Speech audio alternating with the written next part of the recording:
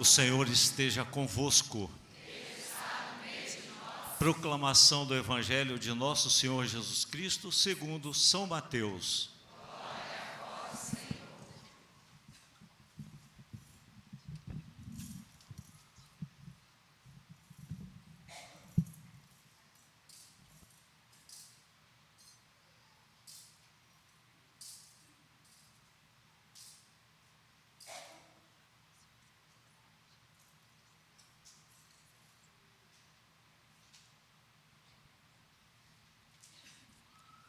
Naquele tempo, disse Jesus aos seus discípulos: Não penseis que vim abolir a lei e os profetas. Não vim para abolir, mas para dar-lhe pleno cumprimento. Em verdade, eu vos digo, antes que o céu e a terra deixem de existir, nem uma só letra ou vírgula serão tiradas da lei, sem que tudo se cumpra. Portanto, quem desobedecer a um só desses mandamentos, por menor que seja, e ensinar os outros a fazerem o mesmo, será considerado o menor no reino dos céus. Porém, quem os praticar e ensinar, será considerado grande no reino dos céus. Palavra da salvação, glória a vós, Senhor. Que as palavras do Santo Evangelho perdoem os nossos pecados. Amém.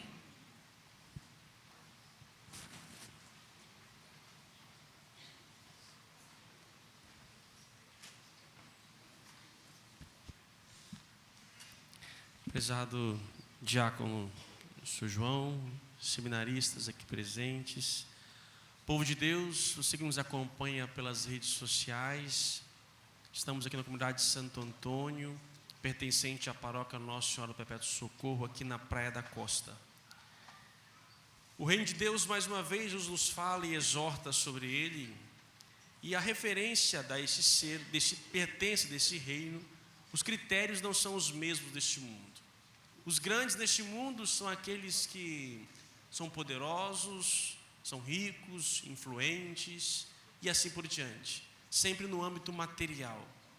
A pertença ao reino de Deus e a grandeza do reino de Deus está em praticar e ensinar. Esse sim, ensinar as coisas de Deus. Esses sim são os grandes. Devemos então não somente praticar, mas ensinar. Isso é a missão de todo batizado, é a missão de todo profeta. A palavra profeta é aquele que faz a profecia. O profeta é a boca de Deus. É a boca de Deus. E todos nós, pelo batismo, também somos profetas, sacerdotes e reis. Somos, portanto, bocas de Deus. A questão é o que anda saindo de nossas bocas. Misericórdia. Esse é o problema. O que de nossa boca tem saído? Se nossa boca é boca de Deus, muitas vezes eu até costumo dizer para as pessoas, crianças, adolescentes, quando vão confessar, né? Ah, padre, eu xinguei. Xingamento é oração para o diabo. O que da nossa boca tem saído? As pessoas precisam, cada vez mais no tempo presente, ouvirem a palavra de Deus. E não somente ouvirem, mas virem. Poder ver a palavra de Deus. Ver. E não tem coisa melhor do que ver a palavra de Deus, não é olhar para a Bíblia aberta nas casas, que muitas vezes o povo antigo tinha muito isso, né, de colocar a Bíblia ali aberta, não sei porquê, acho que santificava alguma coisa. É como o povo sai para trabalhar e liga o rádio, deixa o rádio ligado na rádio católica, como se as paredes fossem alguma coisa espantar, como se as paredes fossem se converter, como se o ambiente fosse modificar, né? Eu não sei, né? É algo que é como se os objetos precisam mais de ser evangelizados do que nós. Não, ver a palavra de Deus enche o nosso coração, ver pessoas que testemunham. Isso converte, isto arrasta. Eu tenho sido mais pregador, tenho atraído mais pessoas pela pregação, nem tanto pelo exemplo. Talvez esse seja o pecado grande. Porque o Senhor nos pede para ensinar, e praticar. Talvez ensinar seja fácil, praticar nem tanto. E quando vemos alguém vivenciando a partir do Evangelho, isso converte. Como eu disse, arrasta multidões. E são modelos importantes que nós precisamos, todo mundo precisa de modelos. No caso não foi diferente no caso de Antônio. Embora desde cedo tenha entrado na congregação, sendo frei agostiniano, mas foi um dia que ele viu a radicalidade do Evangelho como discípulos de São Francisco. Quando ele viu discípulos de Francisco, que ele não conhecia, testemunhando martírios por causa do Evangelho, o coração daquele homem modificou. Me lembro agora de Edith Stein, quando leu Santa Teresa de Jesus.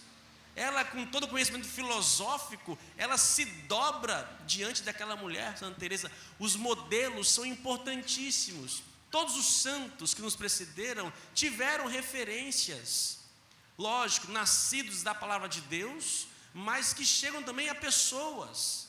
Santo Agostinho, quando ouviu a história de Antão e de outros que viviam o Evangelho radicalmente, ele teve vergonha de si mesmo, porque ele, com tanta faculdade, tanto conhecimento, não tinha capacidade de chegar àquela experiência, àquela entrega.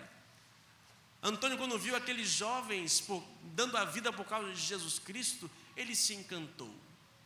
E a pergunta hoje também, além de nossas bocas do que sai, quem são os nossos modelos? Não nas passarelas. Quem é o modelo de vida para nós hoje? Sabe, quando uma sociedade perde seus referenciais, ela perde o rumo. E o que vivemos hoje nada mais é do que ausência de referenciais em todos os âmbitos da vida. Qual a nossa referência de modelo de político? Ixi, nem entra essa parte, vamos mudar de assunto. No âmbito religioso, não vamos muito longe não. Qual é a voz que realmente toca o nosso coração? Não somente uma voz, mas aquele que nos mostra. Eu tenho como exemplo um grande homem, Francisco, o Papa Francisco. Para mim, esse homem não tem igual.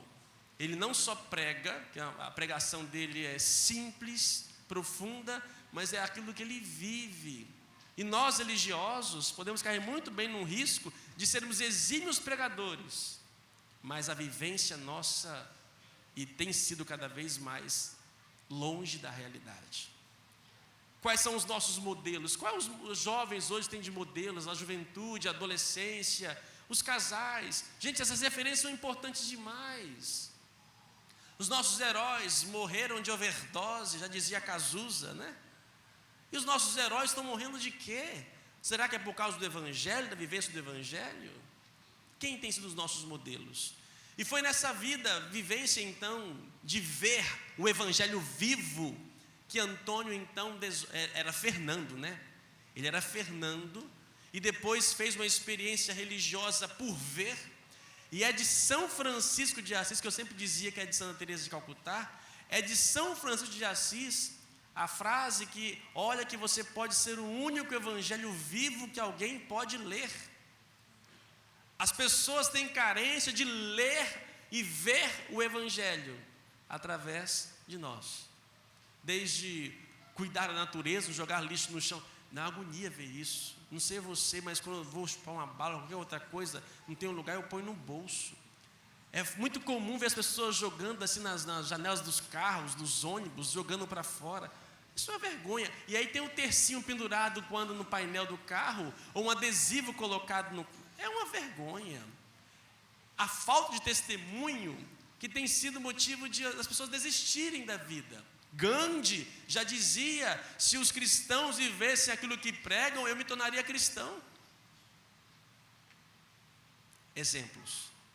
E foi por este exemplo que então Fernando deixou seduzir e se tornou Antônio.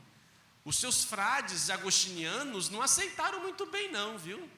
Investiram tanto na formação de um homem, Fernando, e de repente ele vira as costas e vai lá viver às custas, na verdade, de uma estrutura nenhuma. Santo Antônio viveu no tempo de São Francisco, E São Francisco não tinha estrutura de igrejas, de congregações, nem nada, era do nada.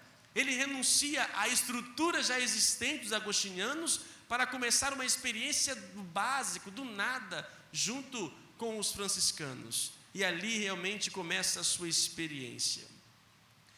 Uma coisa que, depois que ele se torna um exímio pregador, né, e o profeta é a boca de Deus, e não tem quem, nesse tempo, como o Santo Antônio. O Antônio foi um pregador exímio, tanto é que é doutor da igreja. Os seus escritos, ele não escreveu teorias, teologias, ele escreveu sermões. Não é à toa que o seu corpo, nós sabemos muito bem, quando foi no processo de beatificação e santificação, exume o cadáver do candidato, e ali o que aparece intacta, a língua. E olha interessante, deixa eu adiantar aqui, ia falar mais à frente, ver se eu acho, quando o padre geral abriu o cadáver e viu a língua intacta de Santo Antônio, ele diz o seguinte: ó língua bendita, que sempre louvaste ao Senhor, e que sempre fizeste com que os outros o louvassem. Agora vemos como foram grandes os teus méritos junto a Deus.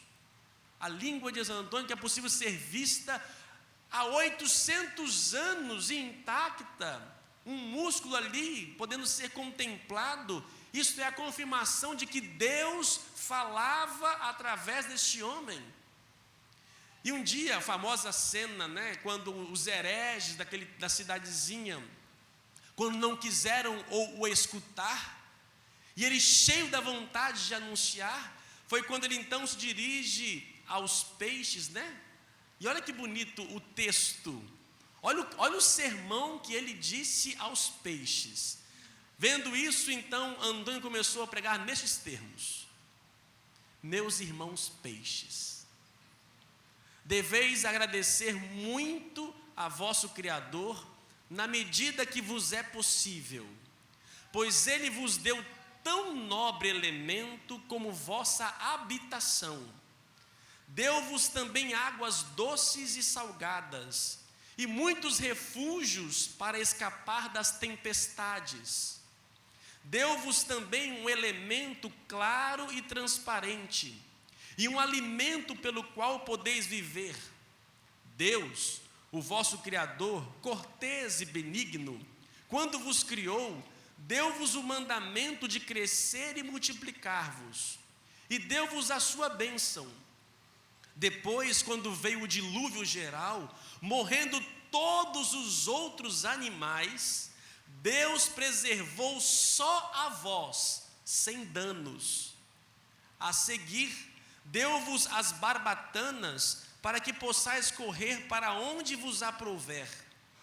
Foi-vos concedido, por ordem de Deus, conservar o profeta Jonas, e depois de 3 dias lançá-lo na terra são e salvo.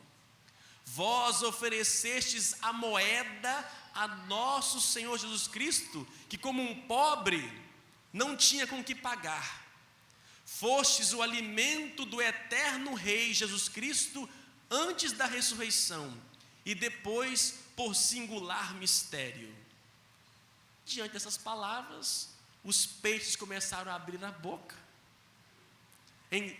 inclinar a cabeça em sinal de reverência, e a população e os hereges que lá viram, que não queriam escutar, de repente todos viram aquele grande milagre e se converteram diante daquela cena. A pregação é importante na vida de Antônio. Ele, como é o evangelho de hoje, pregar e ensinar e praticar. Um dia, Antônio recebeu uma carta de São Francisco de Assis, porque foi incumbido a Antônio, como ele era muito conhecimento, muito inteligente, a ensinar os frades. Mas Francisco tinha uma preocupação: cuidado, ele diz na carta: apraz-me saber que ensina teologia aos nossos frades, mas cuide de que, devido a tais estudos, não se apague neles o espírito da santa oração e devoção. Ouviu, seminaristas? Mesmo na teologia, e tem uma expressão, fazer teologia de joelhos. Não é somente o intelecto, o conhecimento, mas que nos faça nos prostrar, que o conhecimento teológico nos leve a uma devoção profunda. E Francisco tinha uma preocupação com os ensinamentos, viverem somente no âmbito da razão. Quando na sua canonização, o Papa Gregório IX disse que Antônio era a arca dos dois testamentos, biblioteca de escrituras e martelo dos hereges. Então, nada melhor do que espantar um herege do que um Antônio na cabeça de um. Pela pregação, Antônio não tinha quem que se dobrasse ao seu ensinamento. Agora, como é que ele ensinava com tanta eloquência e conhecimento? Ele lia e estudava a Bíblia, gente. Hoje em dia, qual o nosso conhecimento bíblico? O católico lê muito pouco a Bíblia, muito pouco. E é desse conhecimento, da leitura, que ele, nos seus sermões, ele citava várias vezes a Sagrada Escritura. E não tinha Google, não tinha lá pesquisa. Ele conhecia tudo ali, na sua leitura profunda. Agora, não por ser um bom pregador, não quer dizer que teve dificuldade. Houve uma vez uma cidade não muito devota, que as pessoas começaram a reclamar. Juntaram-se perto dele, e para ele ser mais ouvido, ele subiu numa árvore para que as pessoas pudessem o escutar. As pessoas começaram a vaiar, reclamar. Ele desceu da árvore e foi embora. Nem sempre seremos bem acolhidos. Quando nós queremos ensinar a palavra, praticar a palavra, nem sempre teremos também boa acolhida, mas o nosso papel é sempre de anunciar cada vez mais. O ano passado eu contei para vocês essa história. O livrinho que eu estou seguindo é esse daqui, ó. Quiser dar um close aí, povo da internet. Nos Passos de Santo Antônio, né, de Luiz Alexandre. Antônio também teve muita preocupação com os mais carentes, com a miséria, em defender realmente aqueles que mais necessitavam. Ele não era indiferente aos problemas sociais do seu tempo. Teve uma vez, eu disse para vocês no ano passado, um banqueiro morreu, um homem muito importante da cidade morreu. E ele estava nessa cidade. E a família, muito detentora de dinheiro, vamos chamar um pregador famoso, para a gente poder também aqui ostentar, né, dizer, né, olha, no velório do fulano, aqui estava o Antônio pregador. Antônio aceitou a pregação, aceitou ir lá fazer o velório do indivíduo, do banqueiro. E o povo foi, vamos ver o que Antônio vai dizer, né? É agora, vamos ver se ele vai defender os ricos ou os pobres. Prostrado no púlpito, declarou em alto e bom som: todos sabem que o falecido de quem estamos celebrando o funeral, quando em vida, foi um usurário sem piedade. Usurário sem piedade. Fez do dinheiro seu Deus e tornou-se insensível junto ao próximo. Quantos pobres sofrem hoje na prisão por causa de sua agiotagem? Onde ele está agora? É um segredo que só cabe a Deus saber. Mas lemos no Evangelho que onde está o seu tesouro, aí estará também o seu coração. Querem uma prova disso? Então vão até a casa desse comerciante e abram o seu cofre. Lá, no meio das moedas, encontrarão o seu coração. Acho que sepultaram o mais rápido possível esse indivíduo, né? É engraçado quando a pessoa morre, vira santinho. Todo mundo é bom quando morre, né? Antônio não tem perdão não, filho. Ele não condenou o inferno, mas disse também, olha, não vamos também esquecer e fechar os olhos ao que realmente esse homem fez. Outra coisa interessante na vida de Antônio é que a sua mãe, diz os estudos que a primeira palavra que Antônio aprendeu a falar foi qual? Não foi mamãe nem papai, foi o nome de Nossa Senhora. O nome de Nossa Senhora. Os pais devotos, desde o princípio.